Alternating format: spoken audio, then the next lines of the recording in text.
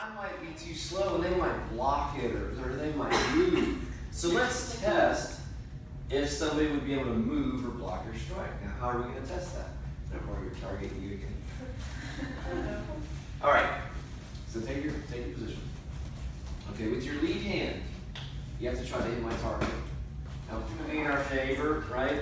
I think that's actually what's considered one of the deadly emotions, that you can create for somebody else is the element of surprise. So, if you're in that position, you would just want to be totally, oh, don't hurt me, back! Just totally surprise them with it.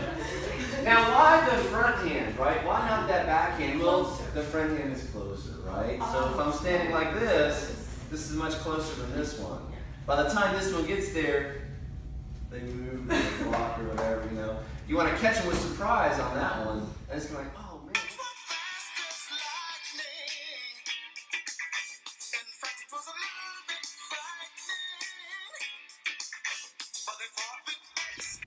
This one brings the inner Wolverine out. Yeah. Bang, bang, hammer fist. Ooh, yeah. Good. Yeah, really good. Woo! I know, right? So the reason I would encourage you, if you were to ever use your hands to strike with, I would encourage you to do one of these two strikes, either that open hand or that closed hand hammer fist. You can always use your fingertips too to gouge somebody's eyes or take your thumbs. That's also an option with your hands. So we're not trying to kick somebody in the face, although I'm sure many of you are flexible enough and you would wear somebody's face out with your foot, right?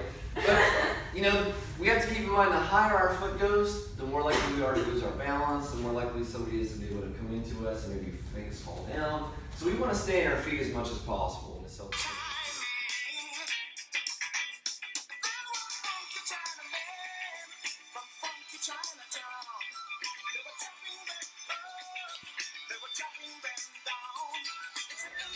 One, two, kick.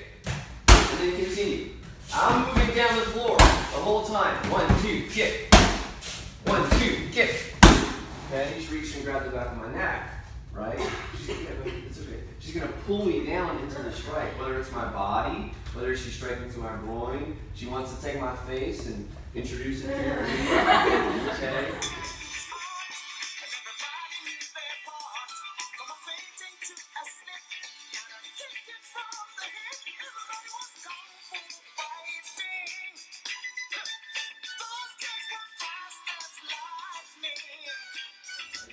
So one way your elbow can come is straight across, right? So this could be to the face. It could be to the body. Your elbow can come up, under the chin. Boom. Okay. If somebody's behind you, you can reach your arm out. Think about doing just a normal chamber like that, right? Boom. Elbow from behind. Okay. Elbow can come up to the head. So if they're grabbing you, holding you from behind, you can turn an elbow upward. So our elbows are very useful. They can be used from the side, straight ahead, behind us, up high. So just keep that in mind. That's going to be your close range weapon. Your elbow. I know, right? Pinch them, what? Yeah, honestly, if you pinch somebody in the correct spot, it can really hurt. And some of the spots you would pinch is on the inside of the leg. You ever been stung by a bee before? Yeah, so if you take your fingers and just start to pinch somebody's leg like that really hard, they're probably going to move back a little bit. And then they start to move, then you go, oh, great, there's that distance. Smack! Right? Or, oh, I got a little space now, now I'm going to introduce you to my knee or whatever the case is. So pinching is a good key. There you go. So just grab your own fist and pull it up once more, right? So you start to push your arms out, and they go, no. I don't want you to do that. They do the opposite. And as they start to push in, you capitalize on that. You go, that's exactly what I wanted. I needed that energy. Thank you very much. So it's a little psychology trickery going there too. So arms out a little bit, they push, and then there they are. And then of course, as soon as you do that, they're kind of like, what? Boom, boom, right? You got your strikes there you can follow up with. Or just run, get out of dodge. Okay.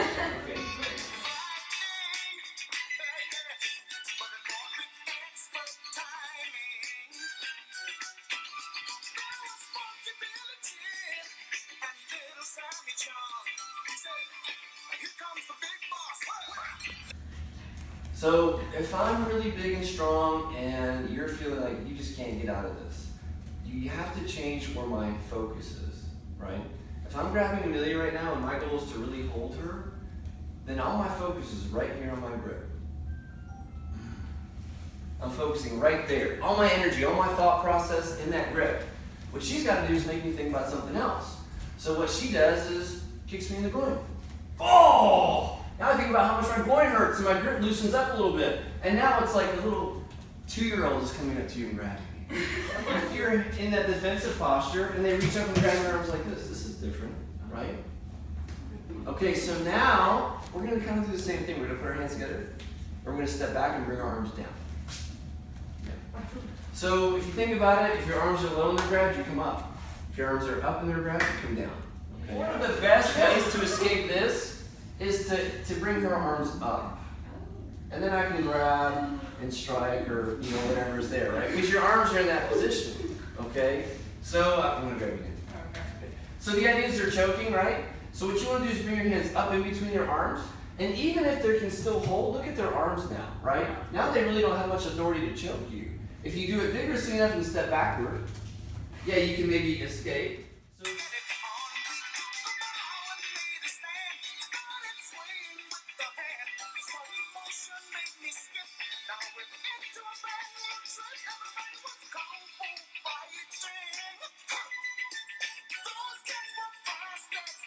So maybe I'm pushing, against the wall. I have pressure here. This is where she would still bring her arms in between. She would kind of bring her arms up here, grab. Then she's got her knee strike. There, she can apply at that position. Okay.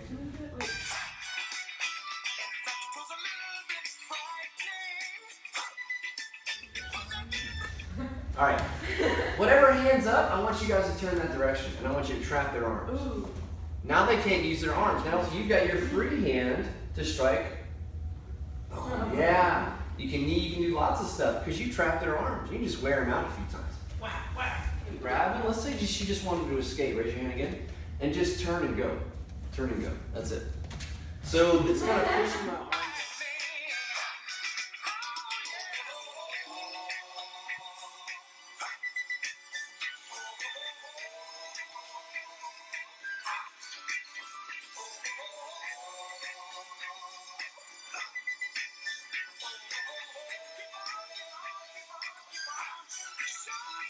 You guys watch her head.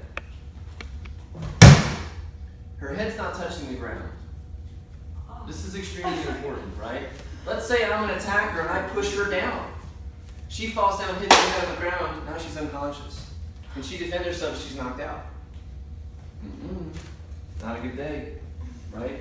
If you ever get pushed down, you ever fall down on your own trying to defend yourself, you trip over your own 2 feet. You tuck your chin and do not let your head hit the ground. But if I am really pushed and I've got a lot of backward momentum, even though I tuck my chin, it can be hard because with a lot of momentum comes this. Your body comes up and rolls naturally, right? So what we want to do to stop that is kick our feet forward.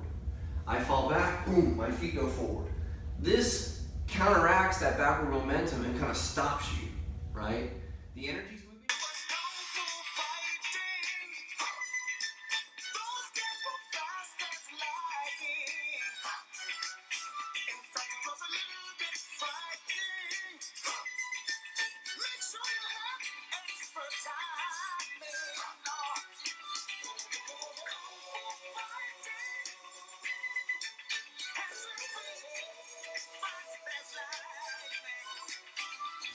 Right? And it doesn't matter one hand, 2 hands, okay? First thing we want to do, guys, is put our hands on the arm and pull down a little bit. This just kind of creates some space, right? If somebody's really choking, you need to be able to breathe, so you got to kind of pull down the arm a little bit. Now what I want you to do is I want you to keep all this like it is. Do not move your arms at all. Keep their arm attached to you because they're going to try to still choke you no matter what you do, right? They're still going to try to do this. Now whatever side you have, you're going to go that direction. So since my right arm is here, she's going to kind of turn that way. This kind of takes my balance a little bit. Now she can sweep out my leg. And then their arm's a job. And that is to protect themselves. So what you're going to do is you're going to sit up, pull, boom. As soon as their arms hit the ground, slide down to their elbows and hold their arms so they can't use them. Then take your feet and trap their feet. Now they can't use their feet. Now lift your hips high to the sky. This brings your knees up. And then roll one way. It doesn't matter what way. And then freeze. I want you to control their arms now so they can't use them. Keep your body weight on them as you get to your feet. Then exit.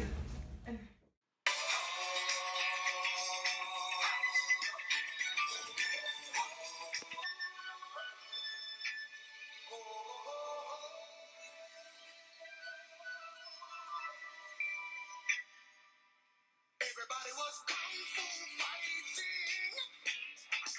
Those kids were fast as lightning.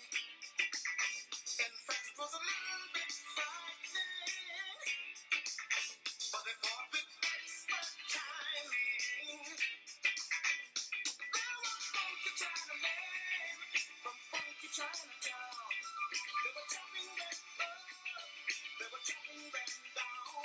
It's an ancient Chinese art, and everybody knew their part. From a fainting to a slip, and a ticket from So how do I escape this? First thing I want you to learn is to roll to your side and then scissor. Okay? So what's happening is I'm rolling, I'm shifting my hips out to one direction. I'm going to cut low and then cut high.